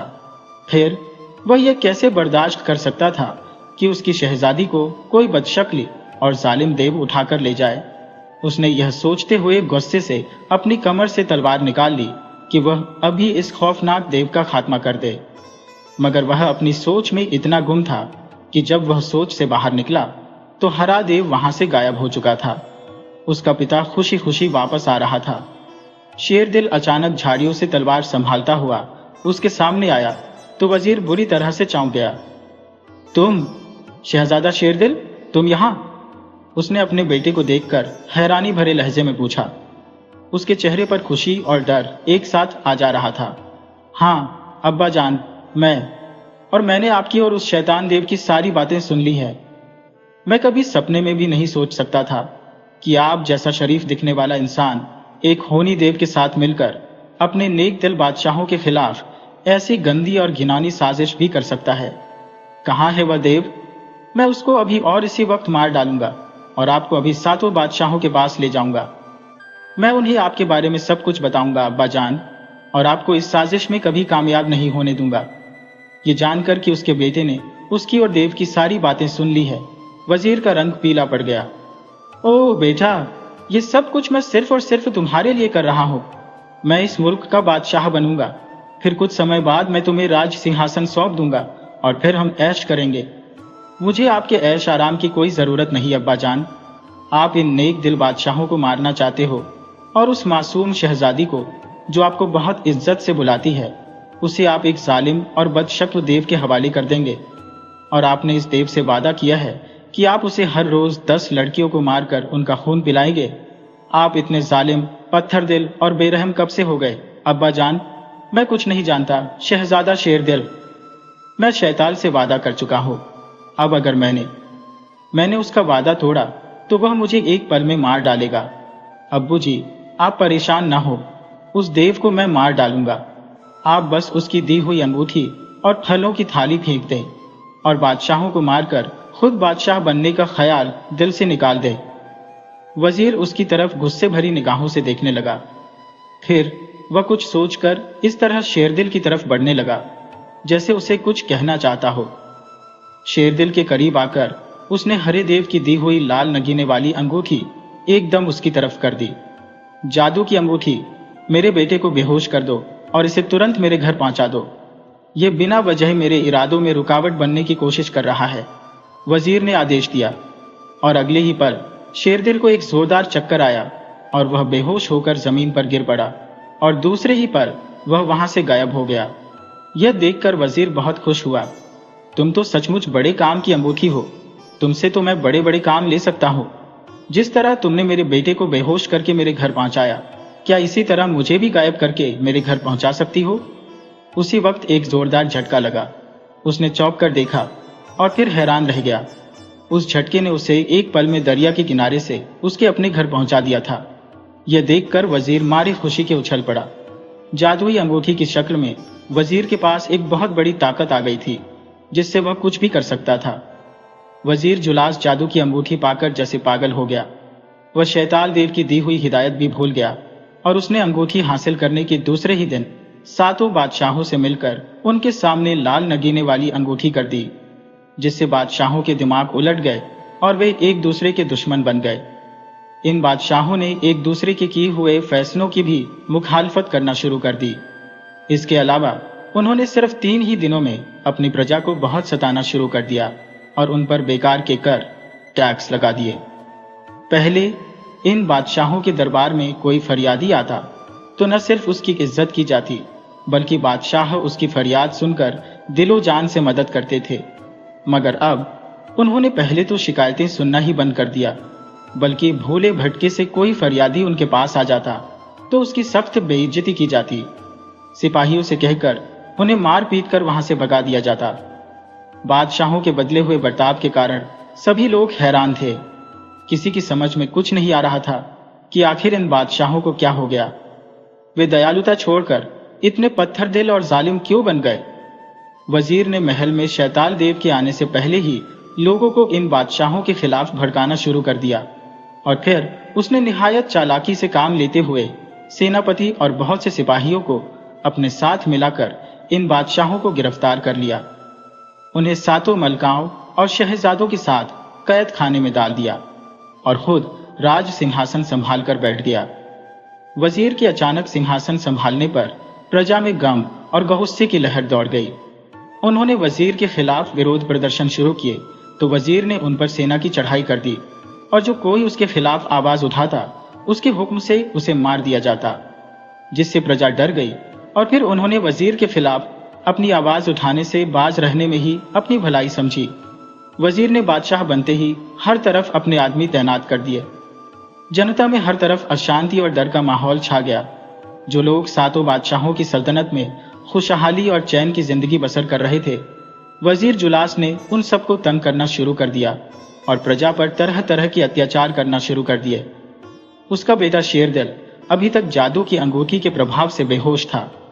वजीर उसे शाही महल में ले आया और उसे महल के एक कमरे में बंद कर दिया। इसके अलावा वजीर ने शहजादी सुरैया को भी एक कमरे तक सीमित कर दिया। एक दिन वजीर जुलास अपने खास कमरे में बैठा था कि उस समय उसके सामने रोशनी चमकी और अचानक वहां शैताल देव प्रकट हो गया, जो बड़े गुस्से में था। शैताल देव को अचानक अपने सामने देखकर जुलास बुरी तरह से उछल पड़ा। शैताल देव, तुम बड़े अच्छे वक्त पर आए हो। देखो, मैं इस मुल्क का बादशाह बन गया हूं। मैंने तुम्हारी जादू की अंगूठी की मदद से सातों बादशाहों के दिमाग बदल डाले। फिर मैंने सेनापति को इस अंगूठी की मदद से अपने साथ मिलाया और उसके साथ सैकड़ों सिपाहियों को अपना गुलाम बना लिया। फिर मैंने इनकी मदद से सातों बादशाहों, उनकी मलकाओं और शहजादों को पकड़कर कैद खाने में डाल दिया और फिर मैंने राज सिंहासन पर कब्जा कर लिया। यह सब कुछ सिर्फ और सिर्फ तुम्हारी वजह से ही मुमकिन हुआ है, वरना मैं तो शायद सोचते सोचते ही मर जाता कि मैं भी कभी इस मुल्क का बादशाह बन सकता हूँ। यह तुमने बहुत अच्छा किया जुलास। वह काम जो मैंने करना था तुमने खुद ही कर दिया। अब आखिरी काम भी तुम ही कर दो। इन सातों बादशाहों, इनकी मलकाओं और इनके बेटों का खात्मा कर दो, ताकि इस मुल्क पर तुम्हारी बादशाहत हमेशा के लिए कायम हो जाए। शैताल देव ने कहा तो जुलास और भी ज्यादा खुश हो गया। तुम्हारा बहुत बहुत शुक्रिया शैताल देव, तुम वाकई बहुत अच्छे देव हो। मैं अभी जाकर इन बादशाहों का खात्मा करता हूँ। और हाँ, क्यों ना मैं सातों बादशाहों, इनकी मलकाओं और उनके बेटों का खून तुम्हें पिलाऊं। खून पिलाने का मैंने तुमसे वादा भी तो कर रखा है, जुलास ने शैतानी अंदाज में मुस्कुराते हुए कहा। बहुत खूब, इससे अच्छी और क्या बात हो सकती है। मगर ठहरो, शहजादी सुरैया कहाँ है? मैं पहले उससे मिलना चाहता हूँ। तुमने उसे मेरा जादुई फल खिलाया कि नहीं? मैंने शहजादी सुरैया को एक कमरे में बंद कर दिया है और फल उसके कमरे में रखवा दिए थे। 2-3 दिनों से वह वही है। मैंने उसे और कुछ खाने के लिए नहीं दिया। अब तक वह यकीनन तुम्हारे जादुई फल खा चुकी होगी, वजीर ने कहा। चलो आओ, मुझे दिखाओ। और जुलास देव को लेकर कमरे से बाहर आ गया। शहजादी सुरैया अत्यंत उदास और परेशान अंदाज में इधर उधर टहल रही थी। उसे पिछले 3 दिनों से वजीर ने इस कमरे में कैद कर रखा था। शहजादी को बादशाहों और अपने खानदान की कैद की खबर थी और उसे यह भी मालूम था कि इस वक्त मुल्क की बागडोर वजीर जुलास के कब्जे में है। वह 3 दिनों से लगातार रोती रही। उसने कुछ खाया न कुछ पिया। हालांकि सामने एक मेज पर फलों से भरी हुई थाली पड़ी थी, मगर अभी तक शहजादी ने इन फलों की तरफ आंख उठाकर भी न देखा और न उन्हें पसंद किया। मगर 3 दिनों की भूख प्यास की वजह से उसका बुरा हाल हो गया और वह बार बार थाली और फलों की तरफ देख रही थी। और फिर उसे रहा न गया। उसने आगे बढ़कर जल्दी से थाली में से लाल रंग का एक रस भरा फल उठाकर हाथ में ले लिया और खाने ही लगी थी कि उसे ख्याल आया कि न मालूम उसके भाइयों, बादशाहों और मलकाओं को भी कैद में कुछ खाने को मिला या नहीं। यह ख्याल आते ही उसकी आंखों में आंसू भर आए। वह लाल फल को खाए बिना उसे दोनों हाथों में लिए उदासी से इधर उधर टहलने लगी। उसी पल खिड़की में शैताल देव प्रकट हुआ। वह आंखें फाड़ फाड़ कर शहजादी सुरैया को देखने लगा ठीक उसी पल दरवाजे पर पड़े हुए बड़े से लाल पर्दे को हटाकर वजीर जुलास भी झांककर कमरे में मौजूद शहजादी सुरैया को देखने लगा। शहजादी आंखें बंद किए किसी गहरी सोच में खोई हुई थी। उसका मुंह दूसरी तरफ था, इसलिए शहजादी ने देव और वजीर को अभी तक नहीं देखा था। अचानक देव को न जाने क्या ख्याल आया। उसने खिड़की से अपना हाथ निकाला। दूसरे ही पल उसका हाथ फैलता हुआ शहजादी सुरैया की तरफ बढ़ने लगा, मगर फिर कुछ सोचकर उसने अपना हाथ वापस खींच लिया। उसने सिर घुमाकर जुलास की तरफ देखा और उसे वापस चलने का इशारा किया। जुलास ने पर्दा छोड़ दिया और शैताल देव भी खिड़की में से गायब हो गया। शहजादी पहले की तरह ही उदासी की हालत में खड़ी गहरी सोच में खोई हुई थी। फिर उसने हाथ में पकड़े हुए फल को गुस्से से एक तरफ फेंक दिया और एक जगह बैठकर अपने माता पिता और भाइयों को याद करके रोने लगी। उसी वक्त लाल पर्दा हटा और वजीरजादा शेरदिल हाथ में तलवार ली गुस्से वाले अंदाज में अंदर आ गया। उसने चारों तरफ कमरे में देखा, फिर रोती हुई शहजादी को देखकर वह तेज तेज चलता हुआ उसके करीब आ गया। कदमों की आवाज सुनकर शहजादी सुरैया ने चौंक कर सिर उठाकर देखा और वजीरजादे शेरदिल पर नजर पड़ते ही उसकी आंखों में अपार नफरत फैल गई। तुम यहाँ क्या लेने आए हो शेरदिल? तुम्हारे पिता ने मेरे माता पिता और भाइयों को पकड़कर कैद खाने में डाल दिया है और खुद इस मुल्क का बादशाह बन बैठा है। अब क्या अपने पिता के हुक्म से मुझे मारने के लिए आए हो? तुम तो सारी उम्र हमारे साथ खेले हो, तुम बहुत अच्छे थे, फिर तुम लोगों को अचानक ये क्या हो गया? क्यों किया तुम सबने यह? आप गलत समझ रही है शहजादी साहिबा। मेरे पिता ने वाकई इस मुल्क के साथ गद्दारी की है और एक देव के साथ मिलकर इस मुल्क की शांति को खत्म कर दिया है, मगर ईश्वर जानता है कि मैं अपने पिता की साजिश में शामिल नहीं हूं। उन्होंने तो मुझे भी बेहोश करके कमरे में बंद कर दिया था। मैं होश में आया और फिर खुद को बंद कमरे में देखकर मैं समझ गया। मैं बड़ी मुश्किलों से इस कमरे का दरवाजा तोड़कर यहां तक पहुंचा हूं। मैं सबसे पहले आपके कमरे में आपकी खैरियत जानने आया हूं। और यह फल शहजादी साहिबा, इन फलों को आप हरगिज मत खाइए, यह जादू के फल है। शेरदिल तेजी से कहता चला गया और फिर उसने जल्दी से शहजादी सुरैया को सारी बात बता दी, जिसे सुनकर शहजादी सुरैया की आंखें हैरानी के मारे फैलती चली गईं और वह बोली, फिर तो तुम्हारे पिता ने मेरे सारे खानदान को मार डाला होगा। ये सब क्या हो गया शेरदिल? तुम्हारा पिता इतना पत्थर दिल और बेरहम हो सकता है? मैं तो हमेशा इन्हें अपना बुजुर्ग समझती थी। राज सिंहासन हासिल करने के लिए इन्होंने ये क्या कर दिया? ये कहकर शहजादी सुरैया रोने लगी। मैं इस बात पर बहुत चिंतित हूं शहजादी साहिबा। खैर, आप यहीं रहिए, मैं शैताल देव और अपने पिता के पास जा रहा हूं। मेरा पिता एक गद्दार इंसान है और गद्दार इंसान मुल्क और कौम का सबसे बड़ा अपराधी होता है और इस अपराधी की सजा सिर्फ मौत ही हो सकती है। वजीर गद्दार है और गद्दार इंसान कभी मेरा पिता नहीं हो सकता, इसलिए मैं उसे किसी भी कीमत पर जिंदा नहीं छोड़ूंगा। और फिर वह शहजादी को वहीं छोड़कर कमरे से बाहर आ गया और अलग अलग कमरों में देखने लगा। बादशाह के खास कमरे में दाखिल होते ही उसे अपने पिता और उसके पास शैताल देव खड़ा दिखाई दिया और जैसे ही वह अंदर दाखिल हुआ, शैताल देव और जुलास बुरी तरह से चौंक पड़े।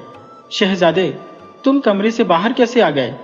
मैंने तो तुम्हें जादुई अंगूठी से बेहोश कर रखा था। वजीर ने अपने बेटे से पूछा। कौन है ये? खबरदार आगे मत आना वरना जलाकर राख कर दूंगा। शैताल देव ने पहले जुलास से पूछा, फिर शेरदिल को आगे बढ़ते देखकर उसने गरज कर कहा, नहीं शैताल देव, ये मेरा बेटा है, इसे कुछ मत कहना। बेटा, ये तलवार फेंक दो।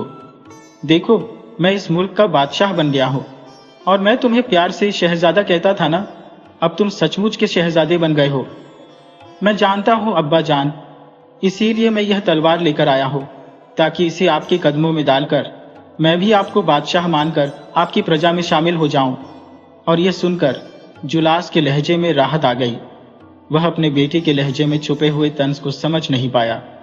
शेरदिल तलवार ली हुए आगे बढ़ा और उसने तलवार वाला हाथ इस अंदाज में आगे बढ़ाया जैसे वह वाकई तलवार इसके कदमों में डाल रहा हो, मगर फिर अचानक वह अपनी जगह पर से तेजी से घूम गया। दूसरे ही पल उसकी तलवार हरे देव की गर्दन पर पड़ी और शैताल देव की गर्दन एक झटके से कटकर दूर जा गिरी। ये सब कुछ अचानक और इतनी तेजी से हुआ कि वजीर जुलास और शैताल देव को सोचने समझने का मौका ही न मिला और हरा देव धोखे में उसके हाथों मारा गया। ये तुमने क्या किया बेटा? शेरदिल को शैताल देव की गर्दन उड़ाते देखकर जुलास बुरी तरह से उछल पड़ा और फटी फटी आंखों से शेरदिल और जमीन पर तड़पते सिर कटे देव की तरफ देखने लगा। उसी पल शेरदिल उछलकर उसके करीब आया। उसने जुलास के पीछे जाकर जल्दी से तलवार उसकी गर्दन पर रख दी। गद्दार जुलास, अपने हाथ से जादुई अंगूठी उतारकर मुझे दे दो, वरना मैं तुम्हारी गर्दन काट डालूंगा। वजीरजादा शेरदिल खौफनाक अंदाज में दहाड़ा और जुलास ने जल्दी से शैताल की दी हुई अंगूठी उतारकर उसके हवाले कर दी। अंगूठी हासिल करते ही उसने अपने गद्दार पिता को भी नहीं बख्शा और उसकी गर्दन काटकर उसे वहीं फेंक दिया। शैताल देव की अंगूठी जमीन पर रखकर उसे जादू की तलवार के मूठ से मार मार कर चूर चूर कर दिया और फिर उसने बाहर जाकर खुद ही अपने पिता के मारे जाने का ऐलान कर दिया। वजीर के मारे जाने और एक हरे देव के मरने की खबर तुरंत पूरे मुल्क में जंगल की आग की तरह फैल गई। वजीरजादा शेरदिल ने सातों बादशाहों, मलकाओं और शहजादों को कैद से आजाद कर दिया और खुद को उनके हवाले कर दिया कि वह एक गद्दार पिता का बेटा था। अगर बादशाह उसे इस जुर्म में चाहे तो उसे भी मौत की सजा दे सकते हैं, मगर बादशाह उसकी वजह से तो आजाद हुए थे।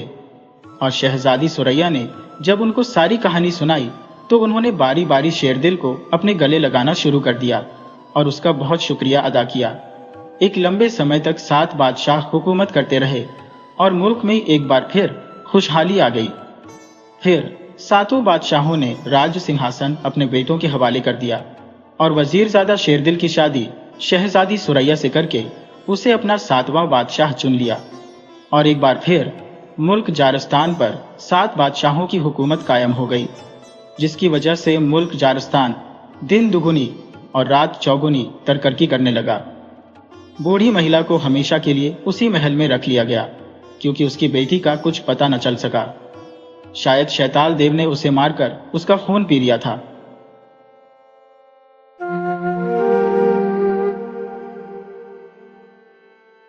राधे राधे दोस्तों, आज हम आपको एक मासूम की सच्ची भक्ति की कहानी सुनाएंगे। अगर आप हमारे KTV स्टोरी चैनल पर नए हैं तो प्लीज हमारे चैनल को लाइक करें, सब्सक्राइब करें और शेयर करें। बहुत समय पहले की बात है, एक शंकर नाम का लड़का था जो कि अनाथ था। उसके माता पिता का देहांत बचपन में ही हो गया था। परिवार में उसके चाचा और चाची थे जो अब उसकी देखभाल कर रहे थे। लेकिन कहते हैं ना कि अपना बच्चा अपना ही होता है। चाचा चाची को अब शंकर बहुत खटकने लगा था और वह उसे परेशान करने लगे क्योंकि बच्चा इतना बड़ा नहीं था कि वह कुछ समझ सके। इसलिए उसके चाचा चाची एक दिन उसे जंगल में छोड़ आए। जंगल में बेचारा रोता रहा। तभी उधर डाकुओं का एक गिरोह आया। उस गिरोह ने जब छोटे से बच्चे को देखा तो वे उस बच्चे को उठाकर अपने साथ ले गए और उसका लालन पालन किया क्योंकि वह बेचारा, उसको कोई भी शिक्षा नहीं मिली थी। बच्चा था, वह धीरे धीरे थोड़ा बड़ा हो रहा था।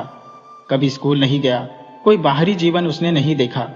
वह जंगल में ही रहता था और केवल एक चीज जानता था कि कैसे जीवित रहना है, और जीवित रहना है तो शिकार करना है और उसको मारना है। जंगल के फलों को खाता और नदी का पानी पीकर ही वह अपने आप को जीवित रखता था। वह जंगल में रहने लगा। एक दिन उसने देखा कि कुछ लोग नदी के किनारे पर बने एक पत्थर की मूर्ति के चारों ओर जोर जोर से चिल्ला रहे हैं। कुछ लोग उस पर फूल, फल और नारियल चढ़ा रहे हैं। शायद उसने सोचा कि यह कोई मकान होगा जिसमें लोग रहते होंगे, पर वह एक बहुत ही पुराना शिव का मंदिर था। लेकिन शंकर ने इससे पहले कभी भी किसी मंदिर को नहीं देखा था। इसके बारे में उसके मन में जानने की इच्छा हुई। उसने तब तक इंतजार किया जब तक लगभग सभी लोग मंदिर से नहीं चले गए। और उनमें से एक युवा लड़के को जब उसने उस मंदिर से बाहर आते हुए देखा तो वो भागकर उसके सामने खड़ा हो गया और उससे बात करने का फैसला किया। शंकर ने उससे अपने मन में आए हुए सवाल पूछे। उसने उस लड़के से पूछा, इस इमारत में क्या हो रहा है, लोग अपने साथ क्या लाते हैं, फिर उन चीजों को अंदर वाली इमारत में क्यों छोड़कर वापस चले जाते हैं। यह देखकर वह जो लड़का था उस मासूम बच्चे की अज्ञानता पर हंस पड़ा और हैरान भी हुआ कि और उसके सवालों से बहुत चकित भी हुआ कि वह नहीं जानता था कि वह पास के जंगल में रहता है और शिकार करके ही अपना जीवन यापन करता है। उसने मनुष्य समाज को नहीं जाना था, लेकिन फिर भी उस युवा व्यक्ति ने उसके सवालों को जवाब देने की पूरी कोशिश की। उसने शंकर को बताया कि यह भगवान शिव का प्राचीन मंदिर है, लोग यहाँ उन्हें फल फूल चढ़ाने आते हैं। वे भगवान से जो प्रार्थना करके मांगते हैं और उनकी मुराद पूरी करते हैं। ये सुनकर शंकर तुरंत मंदिर जाना चाहता था। लड़के ने उसे अंदर का रास्ता दिखाया और शिवलिंग के बारे में बताया। शंकर ने मासूमियत से लड़के से पूछा, ये शिवलिंग क्या चीज है और यह हमें क्या देता है। तब लड़के ने बताया शंकर को कि हम इनसे जो मांगते हैं वह हमें दे देता है। अब यह सब हमारा मानना है, हम सब ऐसा मानते हैं। लड़के ने कहा, अंधेरा सा अब अंधेरा हो रहा है, अब मुझे घर जाना होगा। और वह शंकर को वहीं छोड़कर अपने घर की तरफ चल दिया। शंकर ने झिझकते हुए मंदिर में प्रवेश किया। वह एक कोने में जाकर बैठ गया और सोचने लगा कि एक पत्थर किसी को क्या चीज दे सकता है और कैसे दे सकता है जो वे चाहते हैं। इसलिए उसने उसको आजमाने का फैसला किया। उसने पत्थर की प्रतिमा से कहा, हे शिव, कृपया मुझे तुम इतना शिकार करने दो ताकि मैं भूखा न रहूं। मेरे पास आपको चढ़ाने के लिए कोई फल फूल नहीं है, लेकिन यदि मुझे शिकार मिलेगा तो मैं उसे आपके साथ बांट लूंगा, यानी आधा तुम्हें दे दूंगा। मैं वादा करता हूं, मैं आपको धोखा नहीं दूंगा।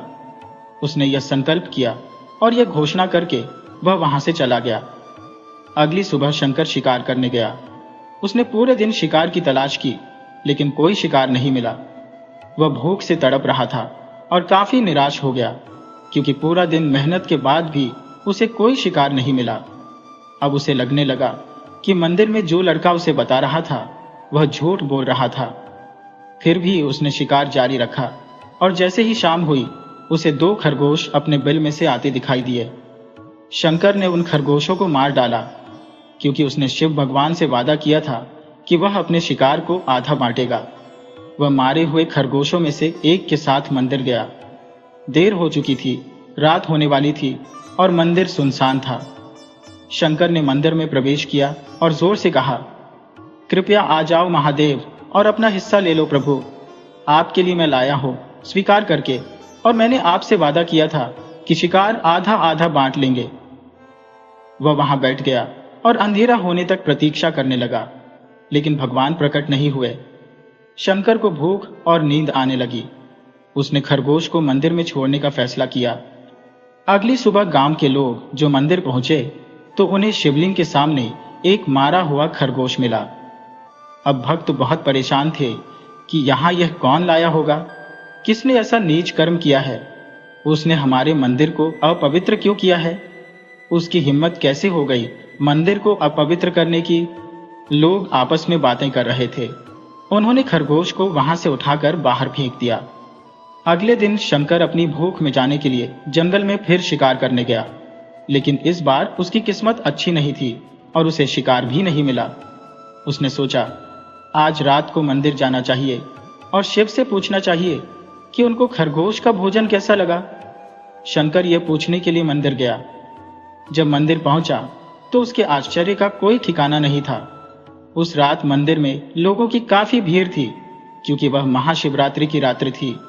लेकिन वह मासूम सा लड़का, इस बार लड़के को जो इस बारे में कुछ पता ही नहीं था, वह तो छोटा सा शिकारी था। शंकर ने चारों ओर देखा और उसे युवा लड़के को देखा जिसने उसको मंदिर के अंदर शिव से प्रार्थना करने के लिए कहा था। उसे इतने सारे लोगों के आसपास रहने की आदत भी नहीं थी, क्योंकि वह जंगल में अधिकतर अकेला ही रहता था। उसने अब वहीं रुकने का फैसला किया और पास में ही एक बेल के पेड़ पर चढ़ गया। उसके लिए यह बहुत लंबा इंतजार था और समय बिताने के लिए वह पेड़ से पत्ते तोड़ तोड़ कर जमीन पर फेंकना शुरू कर दिया। पेड़ के नीचे अनजाने में एक छोटा सा शिवलिंग था जो पेड़ के पत्तों से ढका हुआ था, जिसकी पूजा लंबे समय से कोई नहीं गई थी। शंकर के द्वारा फेंके गए बेल के पत्ते अब उस शिवलिंग पर गिरे। शंकर भजनों से मंत्रमुग्ध हो गया और धीरे धीरे साध, गाना और पंचाक्षरी मंत्र जाप करना शुरू कर दिया। क्योंकि शिवरात्रि की रात्रि मंदिर में भजन कीर्तन चल रहा था, इसलिए वह पैर पर बैठा हुआ उनको सुन रहा था और अपने मुंह से गुनगुना रहा था। अब सुबह में बदल गई, भोर हो गई और सभी भक्त मंदिर से चले गए। शंकर पैर से उतरा और मंदिर के अंदर गया। उसने देखा शिवलिंग की आंखों पर लाल निशान थे। वे कुमकुम के थे जो लोगों ने लगाए थे, लेकिन शंकर को इतना नहीं पता था। अब शंकर को यकीन हो गया कि शिव को उनकी आंखों में परेशानी हो रही है। उसने शिव को कहा कि आपकी परेशानी मैं समझ सकता हूँ, महसूस कर सकता हूँ। आपकी आंखों में दर्द है जिससे आपको बहुत दुख हो रहा है। वह भगवान शिव की मदद करना चाहता था। उसने सोचा, फिर यहाँ अकेले रहते हो और बीमार होने पर उनकी कोई देखभाल करने वाला नहीं है। रात भर लोगों ने शोर मचा मचा के उन्हें सोने नहीं दिया है, जिसके कारण शिव की आंखें लाल हो गई हैं। जब तक भक्त उनसे मिलने नहीं आते हैं, उन्हें भोजन भी नहीं मिलता है। बेचारे भूखे रहते हैं, अकेले रहते हैं और बीमार हो जाते हैं। क्योंकि सब लोगों ने इतना जल उन पर चढ़ाया है, शंकर भगवान को, शिव भगवान को ठंड लग गई है, इसलिए शायद वह बीमार है, उनका स्वास्थ्य ठीक नहीं है। शंकर शिव के बारे में यही सोच रहा था। शंकर ने एक रात पहले भक्तों को शिवलिंग पर जल चढ़ाते देखा था। उसने सोचा, प्रभु को ठंड लग रही होगी, शायद वह कांप रहे हैं। उसने सोचा, आखिरकार वे केवल पत्तियों से ही तो ढके हुए हैं, कोई कपड़ा भी उन्होंने नहीं पहना है। तो उसने शिव से पूछा, हे मेरे स्वामी, मैं आपकी कैसे मदद कर सकता हूँ? क्या मदद कर सकता हूँ? शायद कुछ खाना या दवाई देकर। मैं आपकी सेवा कैसे कर सकता हूँ? जब शिव ने उसे कोई उत्तर नहीं दिया तो शंकर ने सोचा, भगवान सचमुच में बहुत बीमार है, क्योंकि उनसे तो बोला भी नहीं जा रहा है, उत्तर देने में भी असमर्थ है। वह मासूम बच्चा ज्यादा नहीं जानता था। जैसा उसकी बुद्धि, जितनी उसकी बुद्धि थी, वह वैसा ही सोच रहा था। वह तुरंत जंगल में गया और कुछ औषधियां, जड़ी बूटियों को लाया और लाल निशान पर उनका लेप लगाया, लेकिन कुछ नहीं हुआ। उसने कहा, लगता है यह अंधे हो गए हैं। मुझे प्रभु को अपनी एक आंख दान देनी चाहिए ताकि वह ठीक हो जाए, और निश्चित रूप से होने में खुश कर दूंगा ताकि वह देख सके। उसका दिल बहुत पवित्र था। उसने वहां शिव के हाथ में रखे त्रिशूल को उठाया और त्रिशूल से अपनी दाहिनी आंख की ओर ले गया। वह अपनी आंख को निकालने का प्रयत्न ही करने वाला था, निकालने ही वाला था। शंकर अनपढ़ था, उसे मंत्र और पूजा का कोई ज्ञान नहीं था, लेकिन उसकी भक्ति की कोई सीमा भी नहीं थी। जैसे वह अपनी आंख निकालने वाला था, शिव अपनी पत्नी माता पार्वती के साथ प्रकट हो गए।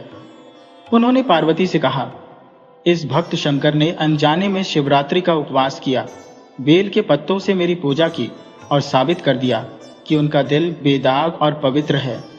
मैं अपने इस भक्त पर बहुत प्रसन्न हूँ। भगवान शिव ने शंकर से कहा, तुमने मुझे अपनी मासूमियत के कारण जीत लिया है।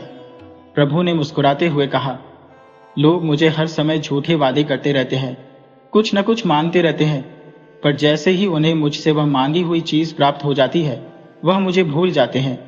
और दूसरी ओर तुमने मेरे साथ एक सच्चे इंसान की तरह व्यवहार किया, और वास्तव में यह बहुत ही दुर्लभ है। आज से तुम मेरे इस संसार में सबसे बड़े भक्त माने जाओगे, और तुम्हारा नाम मेरे नाम के साथ जुड़ा रहेगा। तुम कैलाश तक जीवित रहोगे। इस बात को कहकर भगवान शिव माता पार्वती के साथ अंतर्ध्यान हो गए, और वह लड़का भी प्रभु के दर्शन पाकर गदगद हो गया। और भगवान भक्ति की उसके दिल में तो लौ जल चुकी थी। अब उसने शिकार विकार खेलना सब बंद कर दिया और भगवान की भक्ति में लीन हो गया, और उसी मंदिर में अपना समय बिताने लगा। वह बहुत बड़ा शिव भक्त बन गया, और तभी से लोग शिव के साथ शंकर भी लगाने लगे, और शिव शंकर अमर हो गए।